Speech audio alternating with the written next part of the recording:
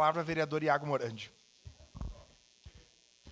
Obrigado, presidente. Obrigado pelas palavras também, o vereador Alexandre Bortoluzzi, que a gente sabe que nessa casa, de longe, é o que mais batalha nessa pauta. Mas eu gostaria de saber se nos próximos meses, vereador Bortola, são os próximos 36 meses, porque o prefeito, de promessa, a gente está cheio e eu não aguento mais ele prometer e o secretário Paulo prometer e nos enrolar em reunião, a gente faz...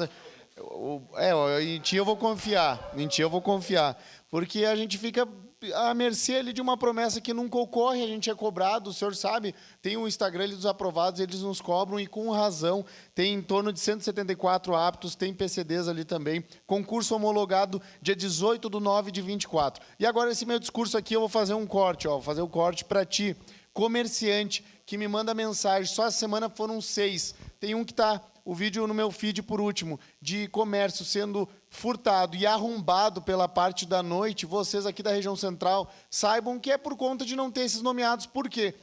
O cobertor é curto, eu vou usar da desculpa que eu aprendi com o executivo, o cobertor é curto para os servidores da guarda que estão na noite. São poucos, eles não dão conta. E agora imagina um exercício de reflexão. Vereador Bortola e talvez futuro secretário de Segurança, exercício de reflexão com nós aqui.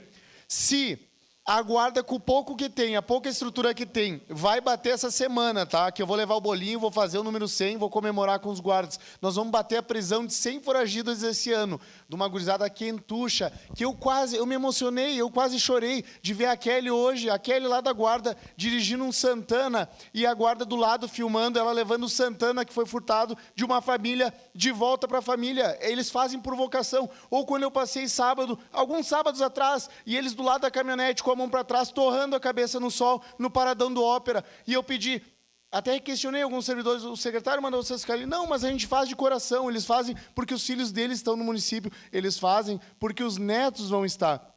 Então, ali a gente tem vocação, pessoas vocacionadas, a gente precisa colocar mais pessoas vocacionadas para dentro. A segurança é a base de tudo. Uma pessoa que está insegura, ela fecha o comércio, a gente está com a Júlia e com a Sinimbu cheia de placa para alugar, porque não é legal o comerciante toda semana ter a sua porta furtada, arrombada. Eu já noticiei caso aqui que foi furtado, arrombaram o comércio, o vereador Bortola. Aí o dono do comércio estava deslocando, revenda de celular, um amigo nosso, estava deslocando para ir até lá, porque viu nas filmagens, até ele chegar lá, foi furtado pela segunda vez. Estava passando 2 vagabundos, entraram na loja e roubaram de novo.